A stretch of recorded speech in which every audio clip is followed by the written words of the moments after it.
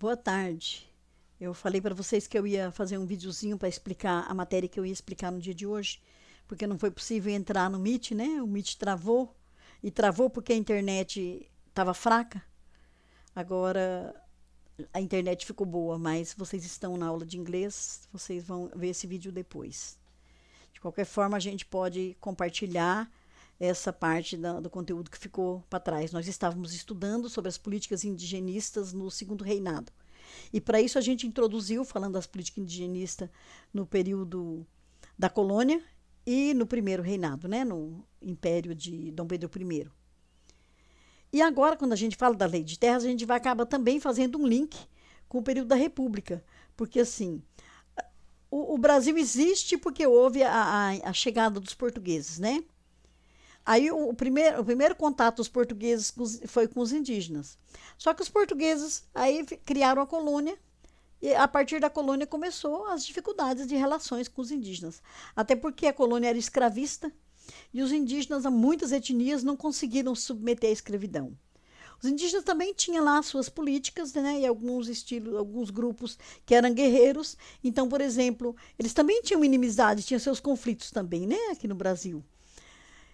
E aí aquele povo que era inimigo ficava amigo da coroa, o outro grupo também ficava inimigo. Então tinha conflitos, tinha guerras. Aí tinha o pessoal que não aceitaram o homem branco, que dentro da sua tradição cultural, a imagem do branco era parecida com a imagem do inimigo que chegava. Também tinha os índios canibais, que quando se sentia ameaçado, né, matava e comia. Eu contei para vocês a história dos índios Tupinambá. E falei também para vocês que lá em Rondônia também tinha índio canibal, né? Os índios Cinta Larga. Não são mais canibais, mas eles estão lá, os Cinta Larga. Assim como também os Tupinambás estão aqui, né? A primeira doutora indígena foi uma professora Tupinambá, uma indígena Tupinambá que estudou e ficou professora e fez mestrado e fez doutorado, né? Então, os índios Tupinambás agora não estão mais comendo francês, não. O francês não é mais gostoso. Agora eles estão vivendo como a gente, assim, tentando ser mais educado, tentando ter diálogo e tentando sobreviver, né? De uma forma pacífica, de uma forma amigável. Eles são gente muito boa. Mas então, quando nós paramos a última aula, nós paramos num item que se chama Lei de Terras. E aqui no slide, lá que vocês já têm salvo, eu partilhei com vocês em PDF, né? Lei de Terras, 1850, né? Então, é isso que eu preciso falar para vocês, terminar de explicar esse conteúdo. No segundo reinado, o Brasil tomou uma medida séria e determinante para a sua história, que foi a decisão da concentração fundiária. Foi no dia 18 de setembro de 1850 que o imperador Dom Pedro II assinou a Lei de Terras, por meio da qual o país oficialmente optou por ter a zona rural dividida em latifúndios e não em pequenas propriedades. Atualmente, 7%, 0,7% das propriedades têm área superior a 20.000 hectares, ou seja, a 20 quilômetros quadrados. Mas elas somadas ocupam 50% da zona rural brasileira.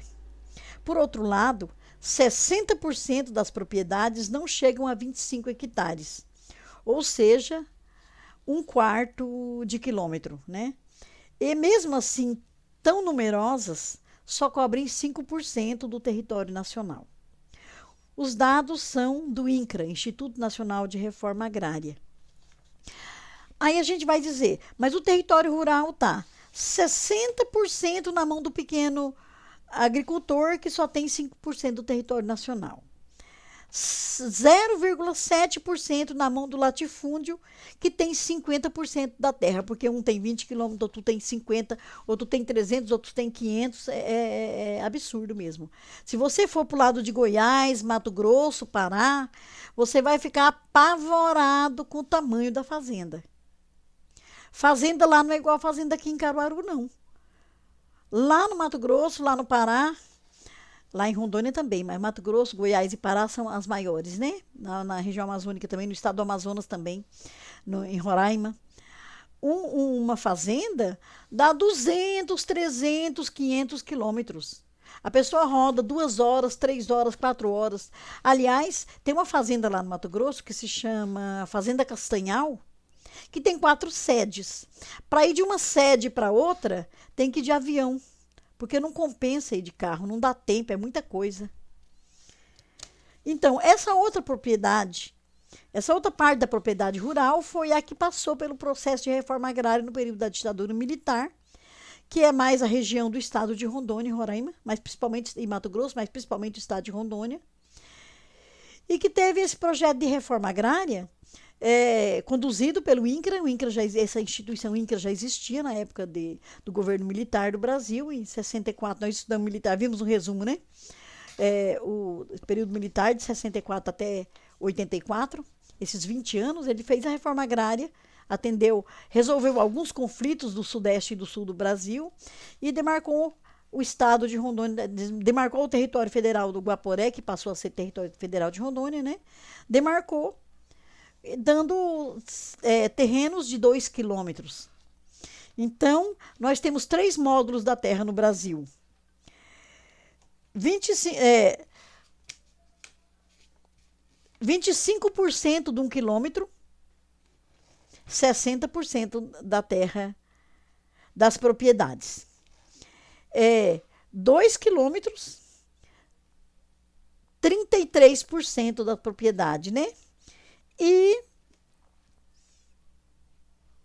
mais de 20 quilômetros, acima de 20 quilômetros, 7% das propriedades.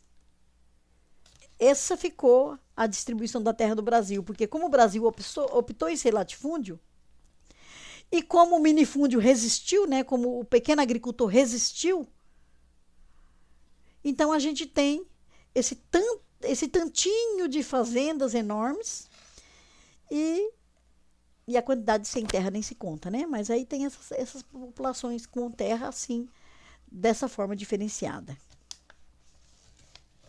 Antes de chegar nas mãos de Dom Pedro, a lei agrária já vinha percorrendo o Senado e a Câmara como um projeto-lei que entrava e saía da Câmara, porque é um problema sério.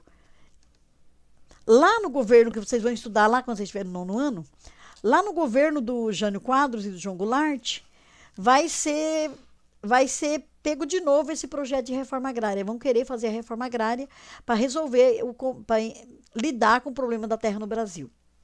Depois, o governo militar vai fazer essa reforma agrária que contei para vocês aqui, através do INCRA, né?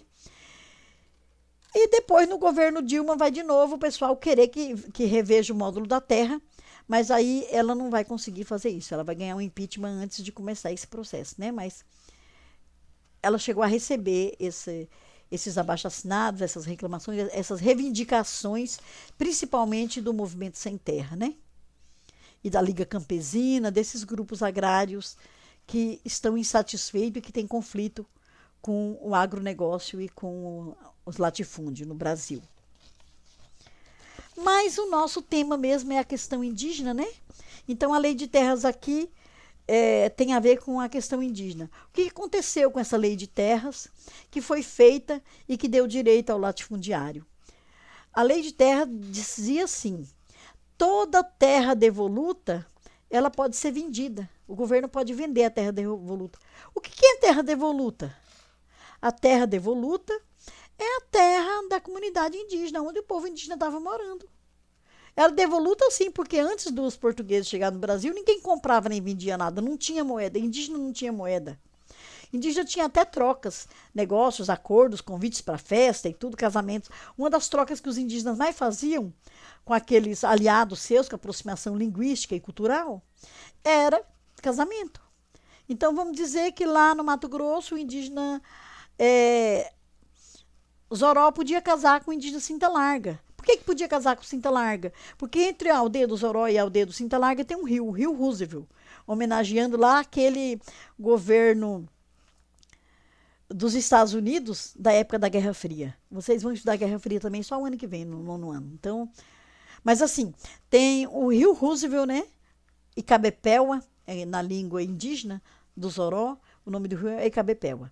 O Icabepéua é Ti o rio Icabepé, o rio Roosevelt, faz a fronteira do Zoró com o Cinta Larga. Então, Zoró e Cinta Larga pode ser muito amigo, porque pega uma embarcação, atravessa o rio, vai lá, toma uma xixa, conversa, se apaixona pelaquela cinta larga mais bonita e pede em casamento.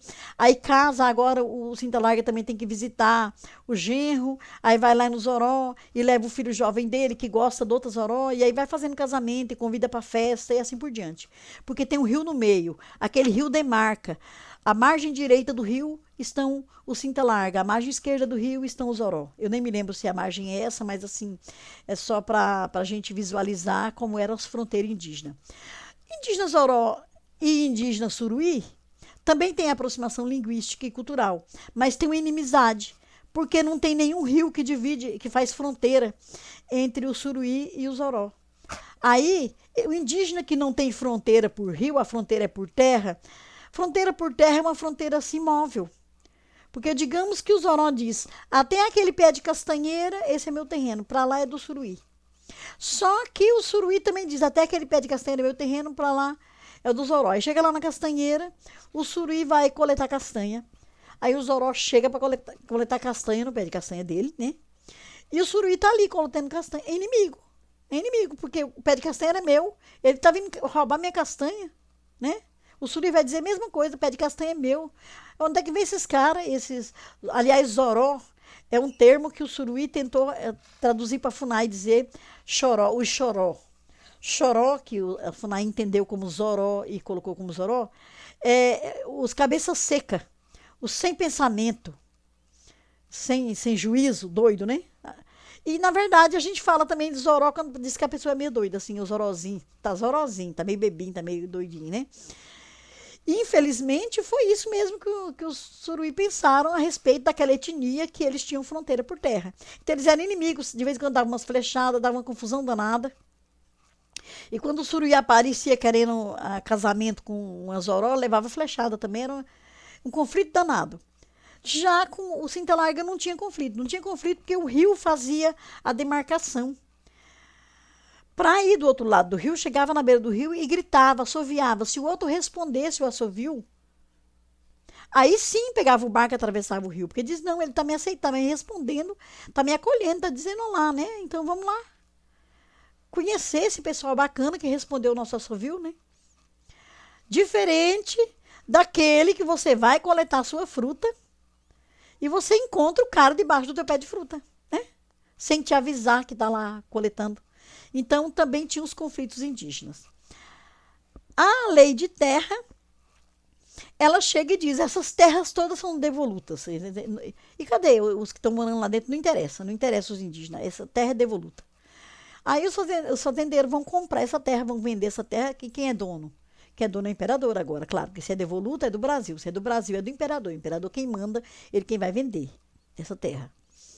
Depois, quem vai vender é a República, quem vai vender é os fazendeiros, alguém vai invadir, vai fazer um documento falso aí, vai vender. E o que tem gente que comprou terra, não comprou terra, tomou terra, não tomou terra, tá cheio no Brasil aí de conflito agrário.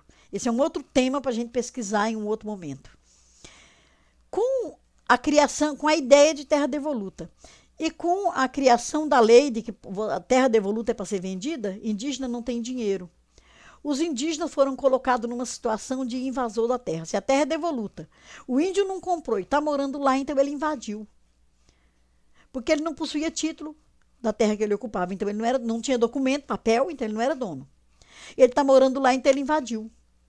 E aí o conflito só foi piorando. Lá na República eles vão resolver. Quando chegar lá na República a gente vai estudar como foi que eles resolveram, né? O conflito com relação à situação da terra. Consequências, essas, conflito, expulsão, dizimação de etnias inteiras. E o decreto, ele estabeleceu o decreto que estabelece a demarcação de terra indígena por propriedades locais, ele vai ser feito em 1854. 4 anos depois, teve que fazer um documento para dizer que tem que demarcar uma parte da terra para os índios. Porque estava insustentável a situação depois que criou a lei de terras. A lei de terra em 1850, além de criar o invasor, que foi o indígena, né? Ao invés de o português que invadiu o Brasil e depois aí quem virou invasor foi o indígena. A Lei de Terra de 1850 também criou o sem terra. Quem era o sem terra? Toda terra devoluta só será adquirida através da compra. Os negros ganharam a abolição, mas não tinha dinheiro, como é que eles iam comprar terra? Então os negros eram os primeiros sem terra. Os descendentes, os afrodescendentes, porque os africanos já tinham morrido nessa época do Segundo Império, né? Então, ex-escravo e imigrantes, esses eram os sem terra do Brasil. Nós temos o problema do sem terra no Brasil hoje, nós temos o problema da invasão no Brasil hoje, mas isso é um problema que veio lá do Segundo Reinado. Mas não veio do Segundo Reinado. O Segundo Reinado tentou resolver e resolveu de uma forma irresolvível, porque o problema já vinha desde a colônia. O problema foi a colônia. O português invadiu, demarcou as Seis Marias em cima da terra indígena, porque o indígena morava aqui. E deu documento de terra. Essas Seis Marias tinha documento. Igual que esses latifúndios também passaram a ter documento. Igual que essas pequenas propriedades têm documento. E esses terrenos do INCRA também têm documento. Mas aí a república que derrubou o imperador, né? Que deu o golpe no Dom Pedro II, teve que resolver o problema indígena. E aí criou o Serviço de Proteção ao Índio, o SPI, entregou para o Exército. O primeiro e mais importante responsável pelo SPI foi o Marechal Mariano Cândido Rondon. Ele é o grande responsável pela situação da reforma agrária em Rondônia. Rondônia é homenagem a ele, porque ele ia visitar a situação indígena da Amazonas e passou uma linha de telégrafo. Naquele tempo o telégrafo estava começando, né, a ter aqui no Brasil, então passou a linha de telégrafo trazendo do sudeste para o norte, cortando ali o Mato Grosso, cortando o estado de Rondônia, hoje estado de Rondônia, né, era território federal do Guaporé. E aí contactou aqueles indígenas lá, apaziguou, né, a missão dele era apaziguar, né, apaziguou os índios ali e possibilitou ao governo militar, que vocês vão estudar também só o ano que vem, lá no 9º ano, o governo militar a fazer a reforma agrária. Essa é a reforma agrária que eu falei para você, que é essa parte da terra que nem é 25% de 1 quilômetro e nem acima de 20 quilômetros, né? Que é o de 2 quilômetros. A terra que foi demarcada em cima das terras indígenas de um território do Guaporé que se tornou território federal de Rondônia e que hoje é estado de Rondônia. E que tem 99 municípios. Era só floresta amazônica, só terra indígena. Tem 99 municípios. Muitos povos indígenas foram dizimados, outros foram contactados, estão lá, mas todos foram reduzidos pela doença. E essa é a história, que depois a gente vai, de acordo com quando for chegando o momento próprio, a gente vai aprofundando um pouco mais, né? Depois do SPI foi criada a FUNAI, porque ficou insustentável para o Exército ter que dar conta de todas as questões indígenas, além de outras questões que o Exército tem que dar conta, né, da segurança nacional. Então criou a FUNAI, Fundação Nacional do Índio, que aí não é regida pelo Exército, mas por cidadãos estudados que fazem concurso, e sertanistas, e pessoas que têm amor à causa indígena e conhecimento, e que trabalham nesse órgão e que fazem o trabalho lá também, tentando dialogar, porque não dá para fazer as coisas sem dialogar com deputado, senador e latifúndio, né? É uma situação assim atípica. E só na Constituição de 1988 que eles conseguiram que a lei do Brasil mesmo tivesse uma lei que valorizasse, que respeitasse a questão indígena.